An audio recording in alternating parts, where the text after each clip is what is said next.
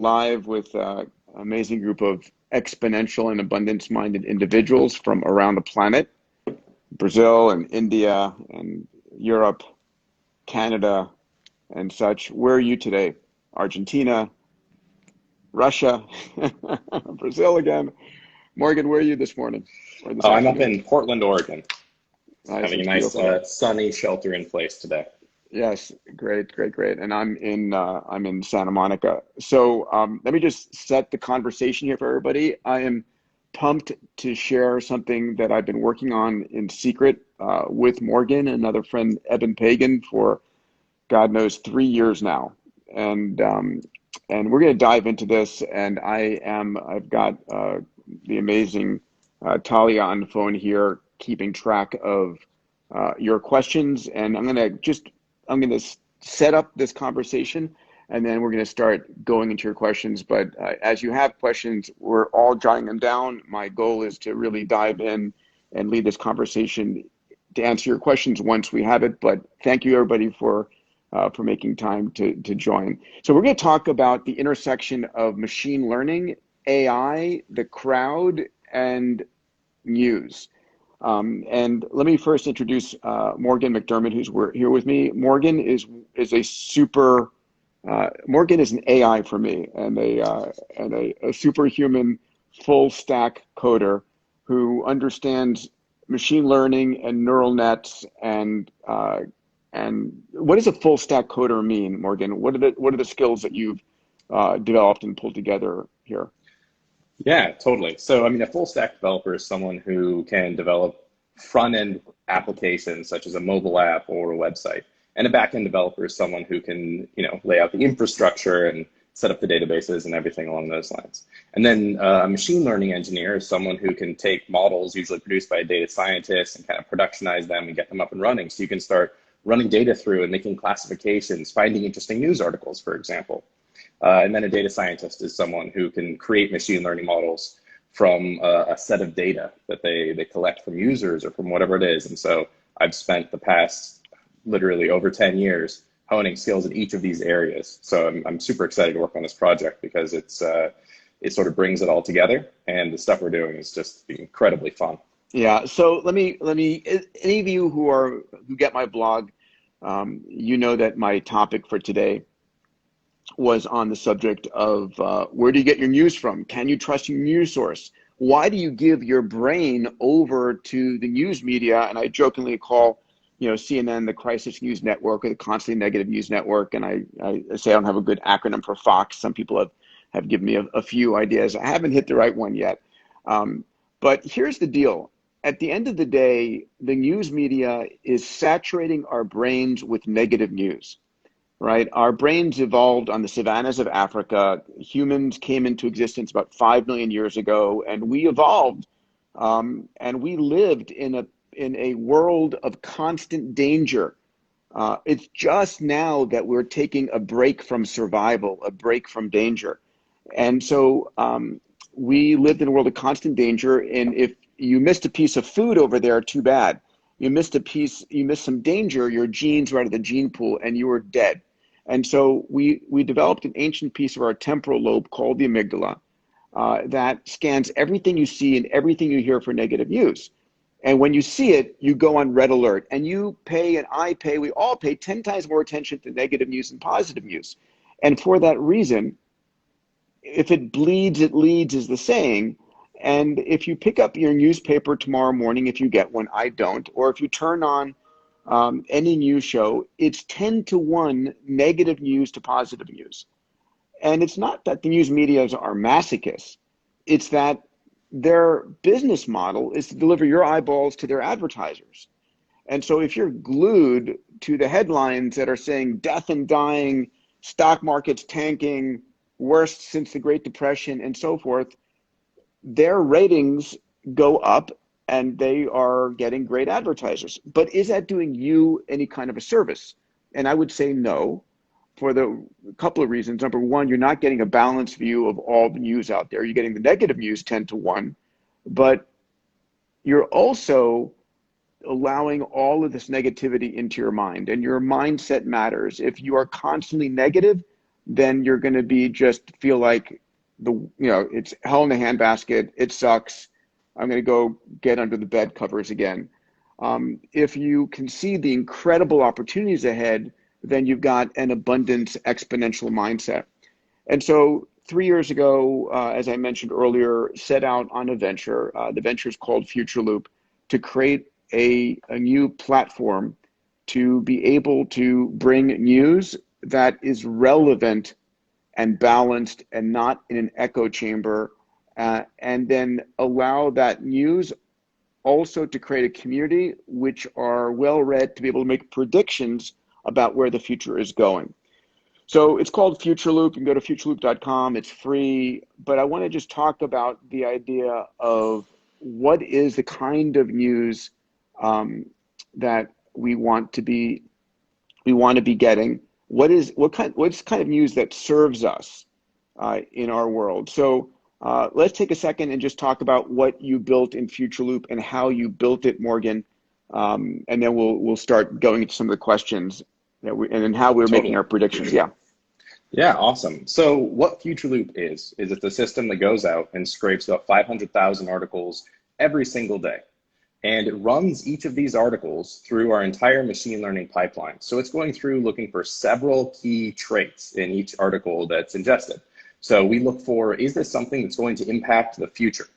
Is this something that is positive and abundance-minded, or is this something that's negative and clickbaity and sensationalist? We look for editorial quality as well. Is this something that's well written? And then we look for a degree of corroboration. So is this something where we're getting multiple sources saying the same thing, or is this kind of an outlier?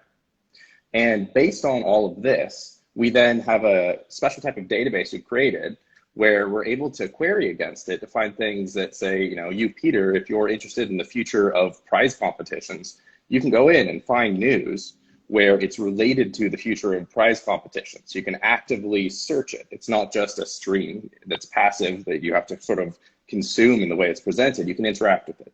And every time you interact with the system, say clicking on an article, reading anything, basically what happens is the system learns from that. It records that. It says, okay, Peter's interested in this. And based on that, the system will continue to make recommendations for you over time, and your feeds will get better and better and better. And because we're not optimizing for, keeping you in the app, looking at ads over time, we end up not propagating all this sensationalized news to you. So we're really just optimizing to provide the maximum utility for the user so that you can understand the future of your industry, your personal interests, and to be able to cultivate an abundance mindset. If I can add to that, one of the things I love about what's built is it looks for articles around industries that I care about where we're seeing converging technologies. So if it's on shoes, if you search on shoes, if that's the business you're in, you're going to see news articles, journal articles, all kinds of high quality articles around convergence of IoT, Internet of Things, and 5G and 3D printing and sensors around shoes. And so my thesis is that a lot of the most extraordinary progress we're going to see is around the convergence of exponential technologies impacting industries.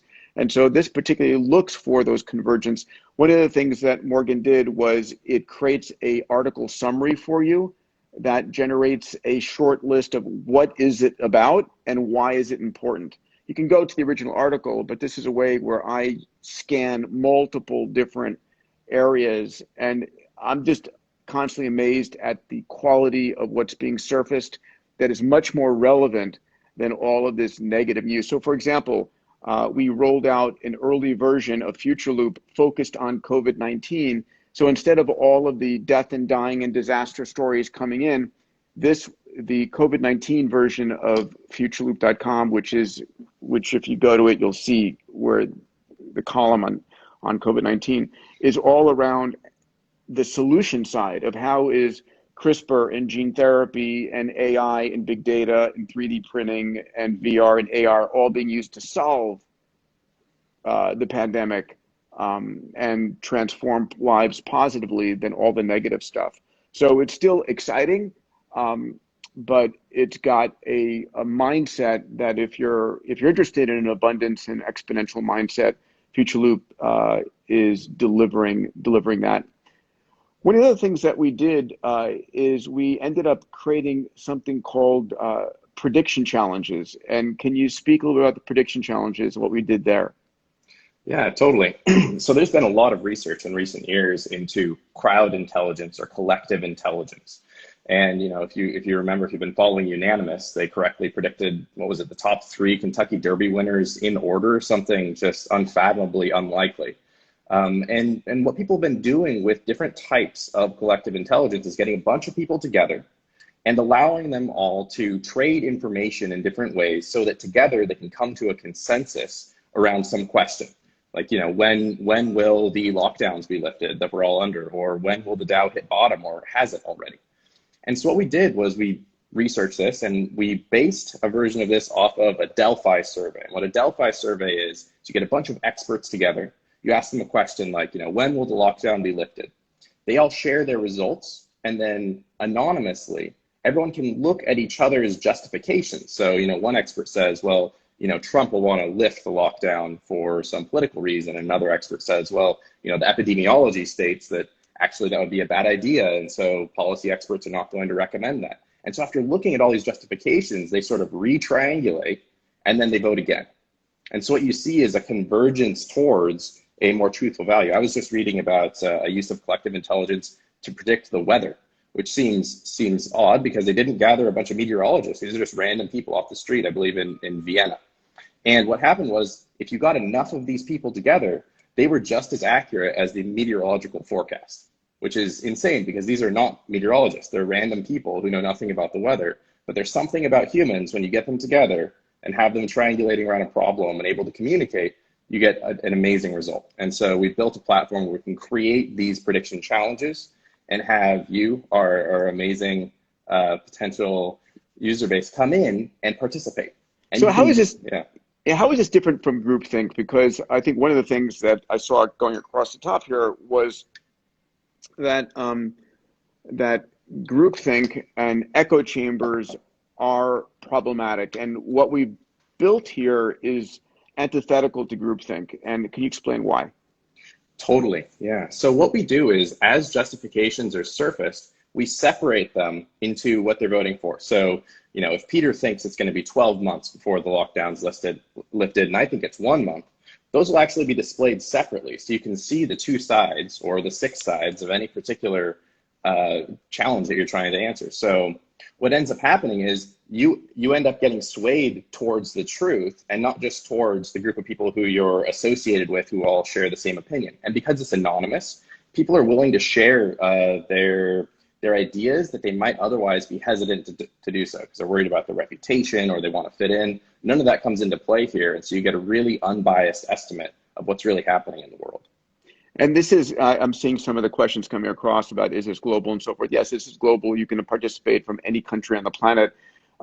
We do get demographic data from you, and then we're able, on the predictions, able to say, listen, people who are novices, this is their prediction. People who are experts, and if you're an expert, we ask you to upload sort of a LinkedIn profile or something that demonstrates your level of expertise, so that people, you don't have someone in 5th grade claiming they're an expert, but you can.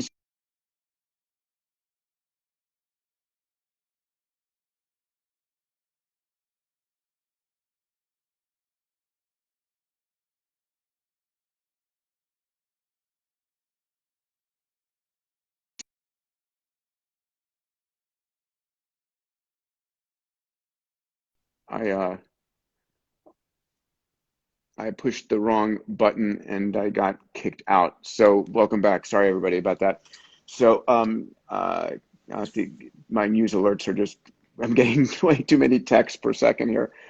So you can look at it by demographics, by expertise, by age range, and by title and such. It's really fun to be seeing and tapping into the wisdom of crowds, which is a real thing. This is not about echo chambers. Let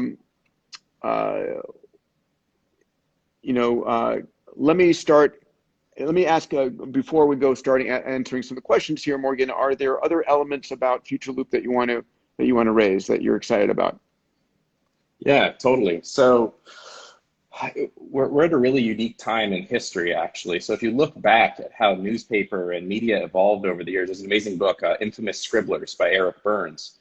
It used to be that media wasn't expected to be unbiased. I mean, Ben Franklin, I think in 1730, wrote a bunch of articles in his newspapers about how printing money would be a good thing. He didn't disclose that he would be significantly benefited by that policy, but he would have been. And so it was only once we started getting this oligopoly of just a few news companies controlling the media that people started demanding that there was actually some sort of journalistic ethic. Before that, everyone assumed that the media was incredibly biased. And so my opinion is the media is always going to be biased. There's always going to be bias. So what you have to be able to do is to explore it. And that's why in the prediction challenges, we allow you to look at demographic. You can see, what do artists think versus CEOs? What do experts think versus novices? And with the content that we're providing, we allow you to explore. We're not taking a side. We're not saying, oh, we're only showing you conservative news or liberal news or news that looks like this. We actually provide a much broader sampling of what's out there. And so you can come to your own conclusions, and you can start to control this bias. What you interact with shapes your experience, but not to the extent that you create this echo chamber. And so I think that we're finally, as a society, getting to a point where we recognize everything is going to be biased. We just want some control over it. Fantastic. So let me hit a couple of questions here. One of the questions is, can you tell us where Ray Kurzweil is? Would love to know what he is thinking about the actual crisis, and can I invite him? And sure, I speak to Ray on a regular basis. He's heads down on Google, but let's see if I can coax him into Instagram. I'm not sure that he's a big Instagram user, but I can ask. We'll try that. So Talya, please make a note, and we'll reach out to him. One of the things, another question I was asked here is, when will we reach the singularity? I will tell you that one of the things that I find amazing is, I just published my book, The Future is Faster Than You Think, and the book is focused on what's going to happen in the next 10 years across every industry as a result of exponential technologies. And one of the things that I'm clear about is that this pandemic is accelerating that transition. It is forcing everybody to digitize, dematerialize, demonetize, and democratize their products and services faster than any time ever in human history. So while this has got some economic slowdowns on supply chains and some things, the analogy that I use is that exponential technology was this massive asteroid impact, equivalent to the asteroid that knocked out the dinosaurs and allowed the agile furry mammals to survive and evolve into us 66 million years ago. There's a second asteroid that's hit the planet, and that asteroid is basically this pandemic, which is accelerating things and moving things faster than any time ever in human history. So when are we going to reach the singularity is the question. I think it's still on the same schedule, if not a little bit sooner. That estimate was sort of 2040. So 20 years from now, 2045 was the long, so 2040, 2045, somewhere in that, hopefully while all of us are still alive to witness it. But if this feels weird right now, being in lockdown, having this pandemic, having things change so rapidly, we're tasting a small amount of how fast things are going to change as AI starts becoming much more imbued into the social ecosystem, and we see brain-computer interface coming on.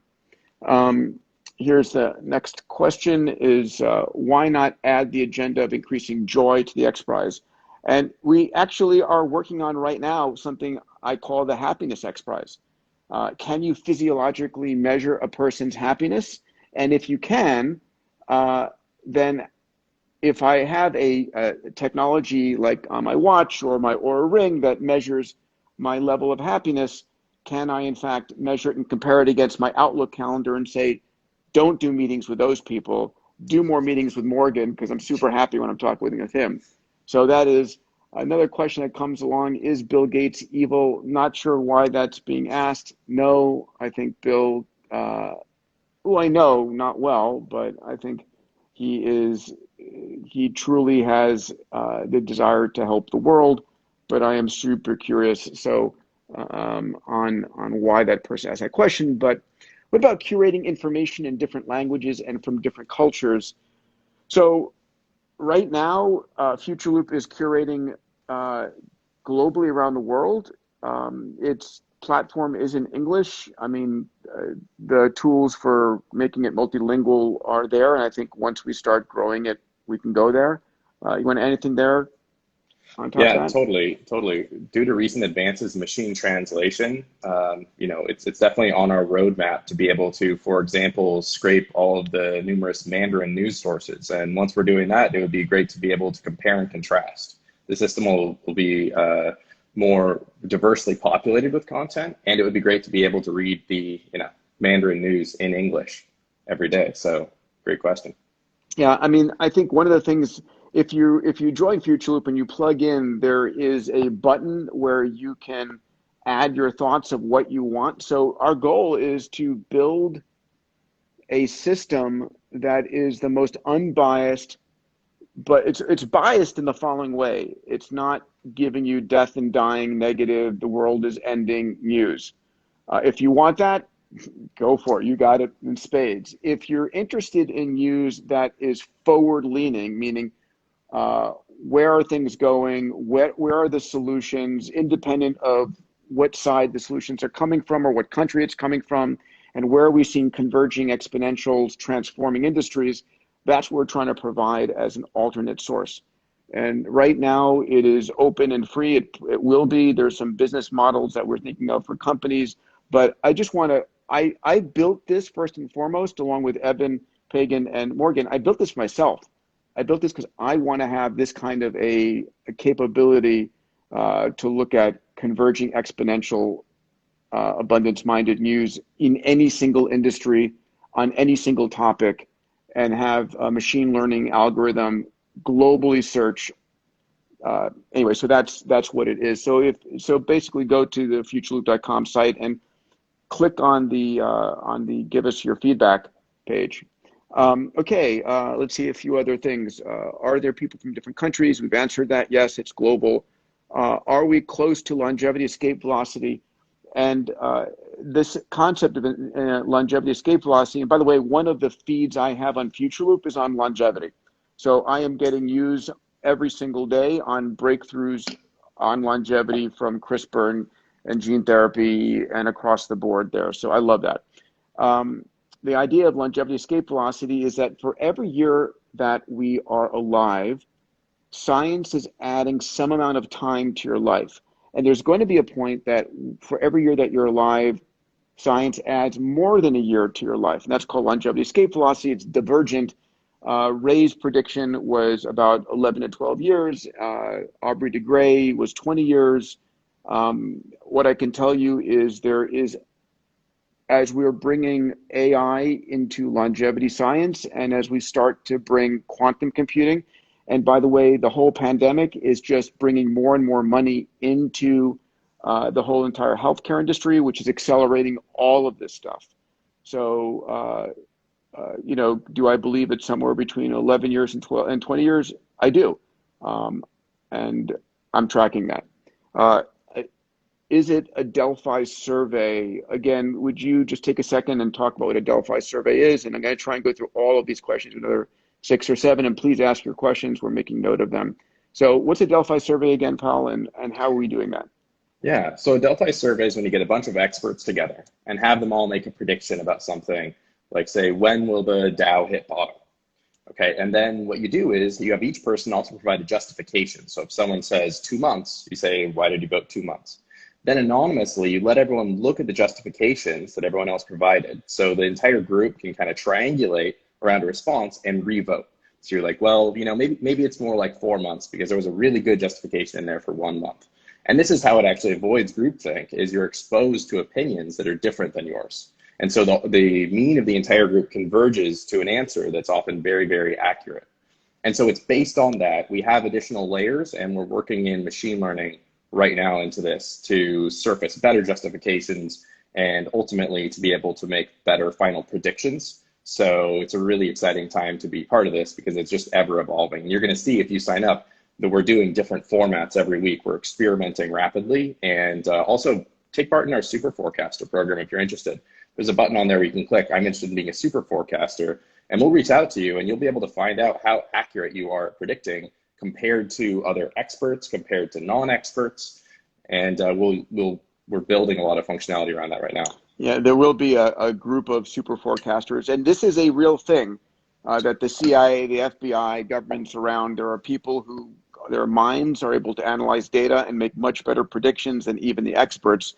And so we will build a large population of super forecasters on the site that will be able to you'll be able to see what do they think about something.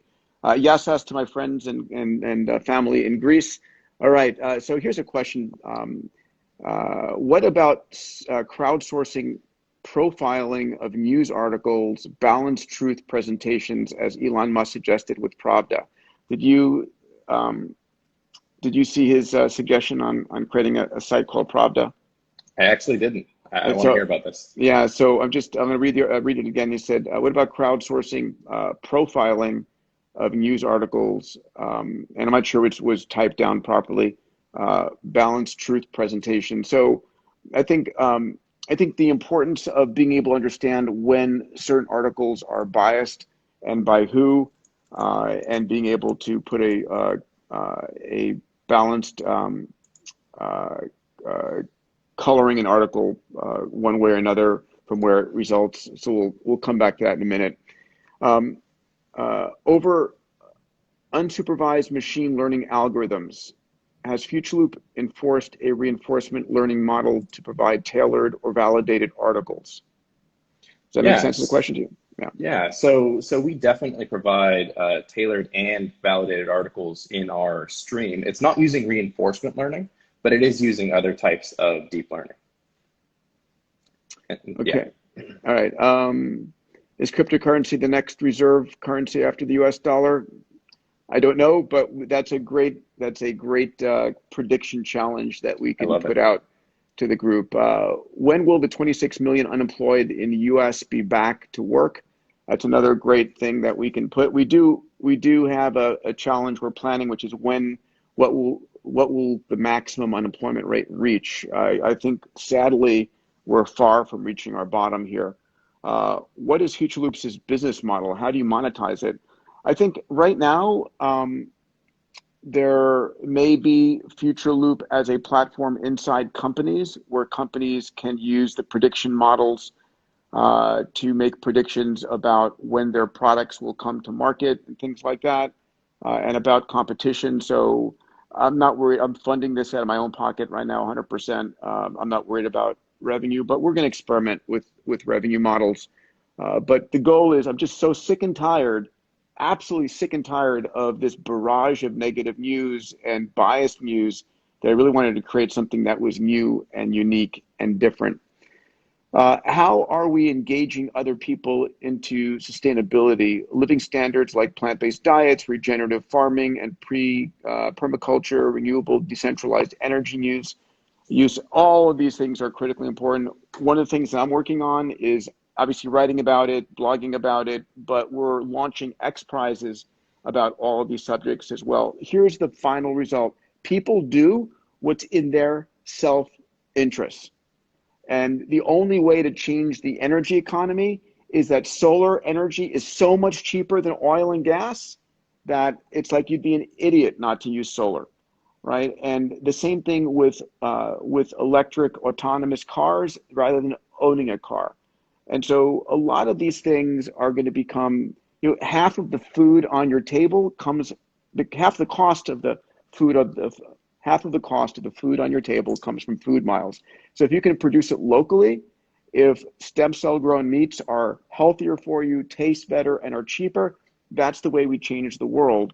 I don't depend on government regulations to do that. I expect and depend on entrepreneurs to create products that are better for the world, cheaper for the world, and ultimately move much faster. What is AI doing about finding a cure, a vaccine for COVID-19? There is a lot going on in the AI world. If you go into FutureLoop and just type in COVID-19 and AI, you'll get a slew of articles about that. If we can't live if we can't leave outside our atmosphere, how are we planning these space ventures, especially Elon Musk? What's the truth about your perspective? So the whole concept of living outside of the Earth's biosphere includes gravity, atmosphere, radiation levels, all of that the whole concept is called terraforming. And so how do you go someplace and create the Earth-like environment in that place? And so on the moon, it's in contained spheres. On Mars, again, in contained habitats. Eventually, you could terraform Mars. You could make Mars into a more Earth-like environment. And there are amazing books on the whole concept. Just Google terraforming, and you'll see that. But that's what we do. We take environments. If you're living in the United States, the U.S. would have been uninhabitable because of disease and I mean, it's just we take. Unfortunately, we do this more than we need to right now, taking jungles and make them habitable. But we, as humans, we terraform our environments to make them comfortable and habitable, which has been important, but maybe way too much on the other side. How are we going to entice people to contribute? And I guess the question is, contribute to what? People, again, I think you need to make it in people's best self-interest. And when they contribute, they are they're getting a benefit, and the world is getting a benefit. And that kind of system, we do see that. I think I will live until 160 years old. How long do you think you'll live? All right. So listen, I commend the 160. When I was in medical school, I watched a television show on long-lived sea life, that certain species of whales and sharks and turtles live 200 years, 400 years, 700 years. And I was like, WTF, why can they? Why can't I? And I said, it's either a software problem or a hardware problem. So I set a ridiculous goal of 700 years. Now, I say it's ridiculous because, frankly, if you can live to 160, you can probably live indefinitely, because the breakthroughs coming on, we are a biological system of software and hardware that we're going to understand how to continually reprogram and update. So let's shoot for that 160. How do you feel? Do you feel we are trapped under control within the boundaries of what we can and can't achieve? Also, what are your thoughts on 5G? I love 5G. I'm hoping for 5G. 5G is not causing this pandemic. Let me be absolutely clear about that. It just is not. We've had pandemics way before we had any of this radio frequency stuff. There are issues about increasing the temperature of the planet, encroaching on forests, and rain in jungles that are causing animals to come out. But this is something that happened, unfortunately, naturally. Maybe it came out of a lab in China, but it was a natural development of a virus. It was not man-made. It was not 5G made. When will quantum computing change our internet backbone? There's a lot going on now. The challenge, and I have, for those of you who are part of my Abundance Digital, I have a whole set of courses I've recorded there with Ray Kurzweil, and his view is, listen, quantum computing is coming. We've hit quantum supremacy, but it's meaningless right now because the error rate on quantum computing is way too high. So we're going to have quantum computing really hitting industries like communications, like machine learning, like pharma, material sciences in the second half of this decade. How can Future Loop have a positive influence on the election? Interesting question. I haven't heard that. You want to take that one, pal? Yeah, I think step one is we need to ask the candidates which of them is willing to pay us more money. And then depending on... No, let's stop that. Definitely not. So I think providing a source of news that's not biased along political lines starts to do that. Because as you see what's potentially possible in the future with AI, quantum computing, sensors, 3D printing, robotics, what people are actually doing to solve this pandemic, for example, it kind of reorients your mindset and you start thinking, okay, which candidate could I elect that would pursue these technologies more aggressively so that we can relieve, more suffering around the world? And so I think that we're inherently doing that by not biasing our coverage along political lines. What is the forecasting used for? It's used by anyone who participates. You get to see the results and use it for what you want. I'm using it to think about the future, to see diverse points of view. It's used to generate conversation. We are building Facebook groups around each of these topics. There's a COVID-19 Facebook group that has the prediction challenges in there. And because the prediction challenges have the optimistic and the pessimistic points of view, it spurs a really diverse conversation that I find fascinating. Here's one for you. How do you crowdsource news articles? Are we crowdsourcing news articles here? And how would you? Yeah, so we're not crowdsourcing news articles. We go out and we scrape the internet sort of like Google does. We have a crawler that goes out and collects 500,000-ish articles per day from a diverse collection of news sources. Crowdsourcing news is definitely possible, and FutureLoop has the capability for anyone to be able to plug in a URL and add that to the system. But for now, we're just relying on the AI to go out and find the content. And that's one of the reasons why the content is less biased. Where can I contribute? I see some objective room for improving the website accessibility, for example. Totally, yeah. So if you have any suggestions, feel free to shoot them over to morgan@futureloop.com. And I'd love to hear about ways that we can make the site more accessible, easy to use, and intuitive. Yeah, I mean, it's really, can we build something that adds value to people's lives? Because I do believe the way we get news needs to be reinvented, other than this, to a large sense, addictive negative news. It's an addiction, and this entertainment for some people, unfortunately. What about the ethical frameworks and conundrums in FutureLoop? Yeah, so I think in many cases, ethical conundrums come up because people are trying to report news from a certain perspective, or they're trying to stick to a particular line of thinking. And FutureLoop, because we don't have those biases, because we don't have a newsroom of reporters who are trying to report on anything in a certain way, we're able to surface a lot of different perspectives. And I think that's a great way to be able to sort of calibrate and triangulate your position in the world. Yeah, first of all, yes, it's Morgan, Morgan, @futureloop.com. Awesome, Morgan. I love to see what people send as recommendations. But here's a question, right? When you pick up the newspaper, or when you're watching Fox or CNN or MSNBC and so forth, you're allowing some person that you have no idea who they are to decide what goes into your brain. I mean, it blows me away that people let that happen.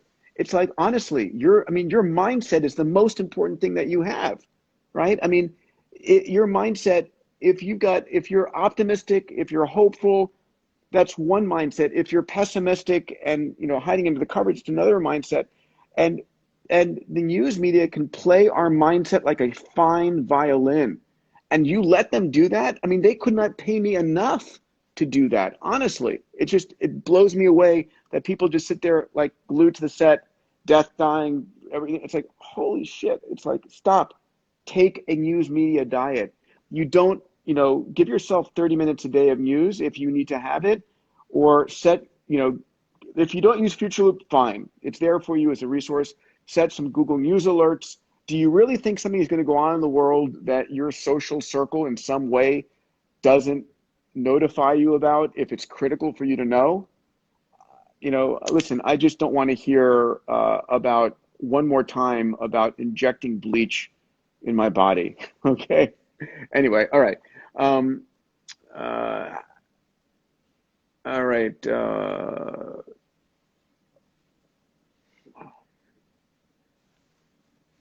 What's the progress with the Calico Labs? Calico is Google's longevity labs, and they are super secretive. So the answer is, don't know. What about adults who made bad decisions throughout their lives and are now disenfranchised from society and getting a decent job? How can they be helped? Listen, I think one of the things is a rising tide raises all boats. I do think that we're going to end up in some version of universal basic income. We are effectively doing that right now through these stimulus checks that are going out. We're redistributing wealth, but we need to be doing that when we have the economy actually running at high speed. And one of the things that's important, and this is what exponential technologies can do, they can start to allow individuals who have made bad decisions, who didn't have the same opportunities as you or I did, to be able to partner with AI and partner with exponential technologies to take their learning and their abilities to a next level. So instead of getting a job because it's the only job you can get, and you need to put food on the table of your family and get health insurance for your family, that puts you in a job that you hate and it's not upwardly mobile. How do you instead partner with AI and augmented reality, right? Where you put on AR glasses, you go into a facility, and that AR, there's an AI AR combination teaching you, pick this up, combine it with this thing, do that, and you are all of a sudden learning a skill while doing. I mean, this is, and we're working on an X Prize around the idea of upskilling and upworking people.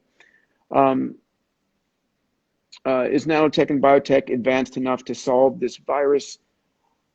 Not yet, but I think, I hope and pray we're going to see a lot of capital going into nanotech. It's not there yet. Biotech is, I'm involved, one of the companies I'm a co-founder of, vice chairman of, is a company called COVAX, which I love. It's COVAXX. It's blood antibody testing, and we're building a massive vaccine plant right now for a new type of vaccine. It's chemistry, not biology. You can go to COVAX and learn more about it. But yeah, I'm a big believer that the combination of technologies that we now have access to are going to give us a shot at slaying this virus, and also truly making sure we don't have this again. I think of this as a practice pandemic. It could have been a lot worse. And by the way, we still don't know the biology of this virus. This virus is not creating as high an antibody titer as we want for protection. We've seen 30 mutations of this virus as well. So the game is not over yet by any stretch. Peter and Morgan, have you some white things in your ears? Yes, we have some white things in our ears. These are our, this is just to give better audio to you with less echo. When will the economic crisis end? So I was on a call this morning with a group of really knowledgeable people, and the answer was no one truly knows, but this may be a prolonged 2-year up and down, up and down. If you look at the prediction challenge we did, it was prediction challenge, I think, number 2, and you can go to just futureloop.com challenge 2, I think, to see it. It was on when was the and I think people expect that the markets will bottom out once we see second quarter earnings reports in early June. So I think June is when people think we're going to get hit again and hit a bottom. But the worst I've seen is expect another 20 to 30% drop. Maybe, maybe not. Again, I'm not an expert in this, but that's, again, just passing along what I've heard. What is the percent of Chinese and Indian users on FutureLoop? Any idea, Morgan? Yeah, so the majority of our users come from US, Canada, Mexico, Europe, and Australia, New Zealand.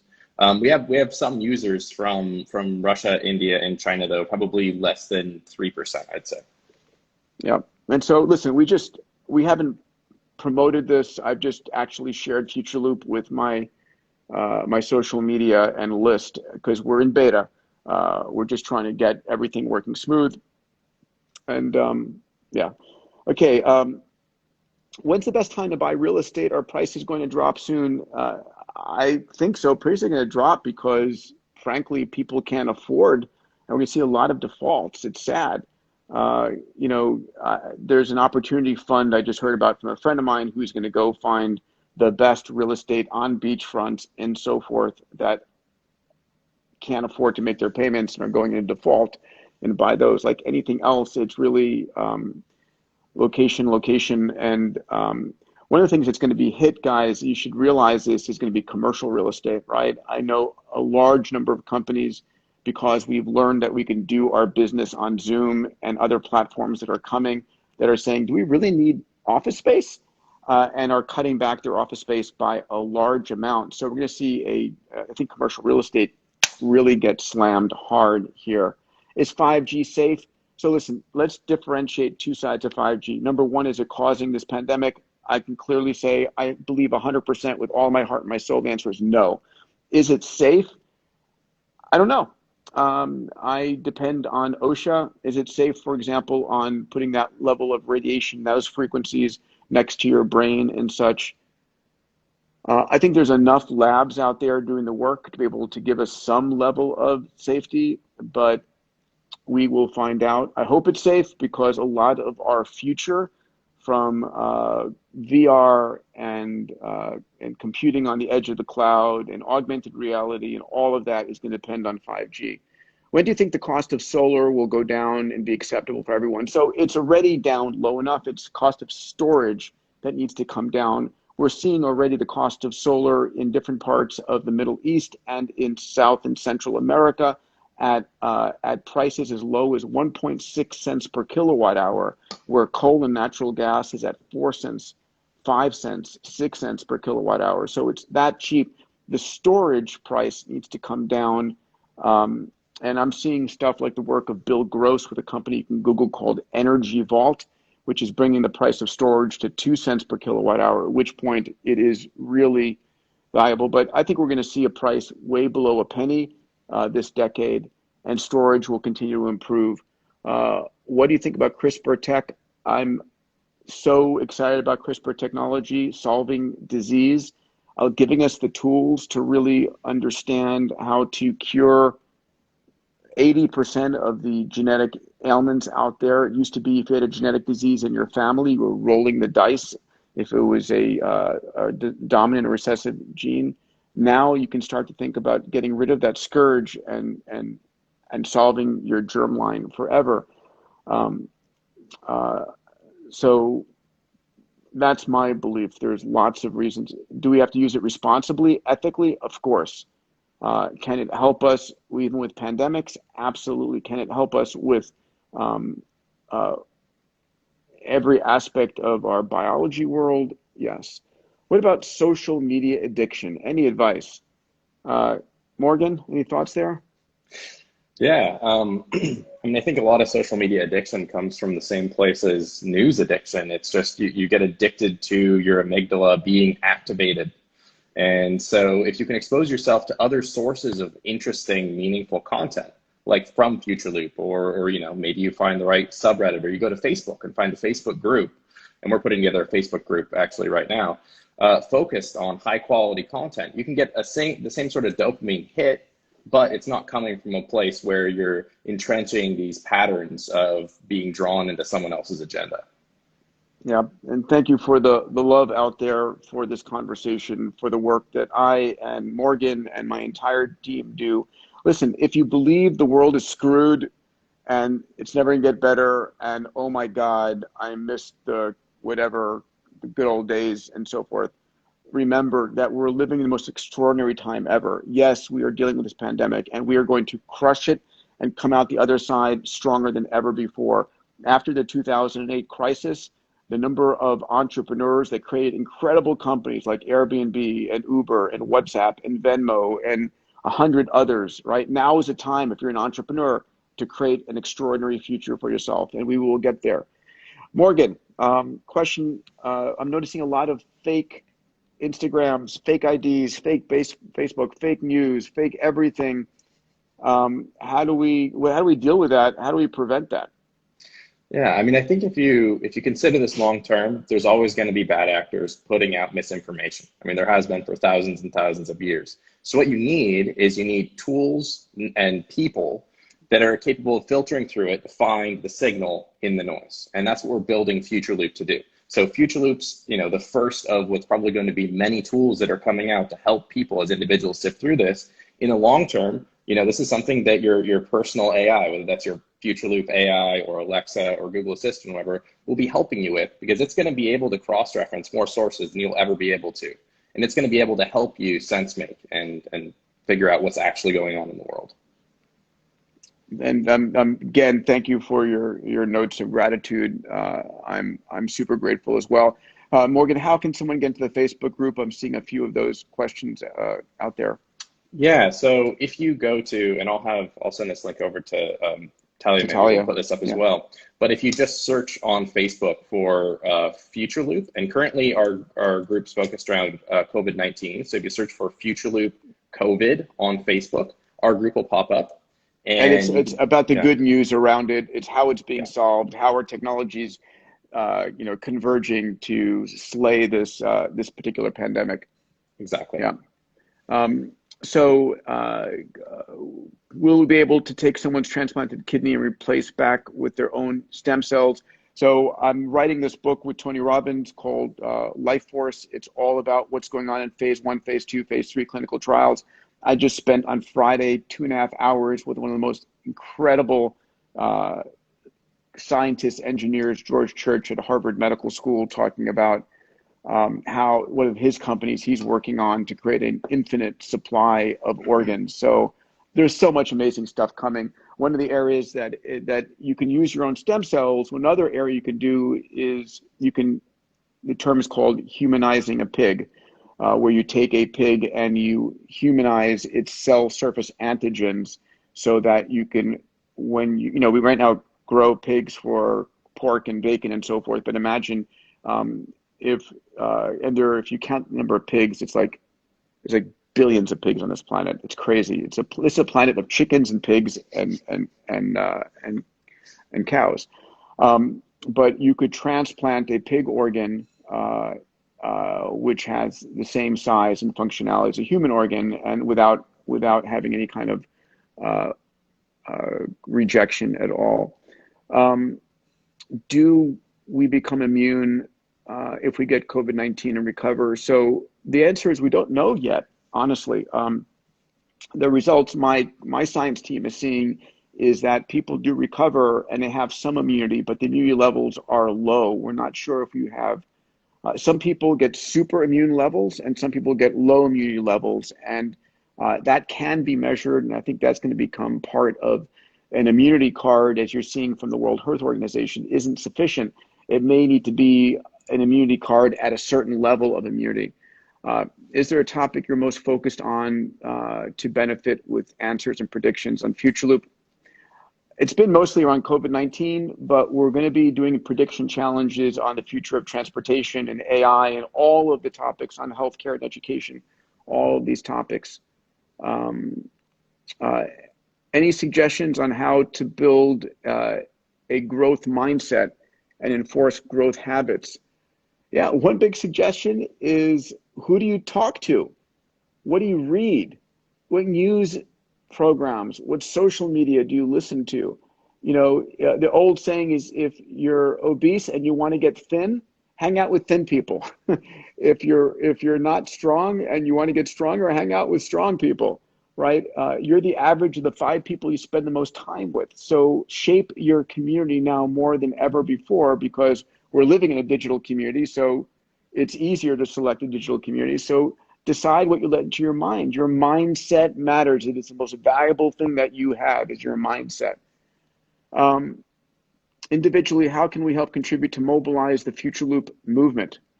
Great question. Morgan, do you want to, Yeah.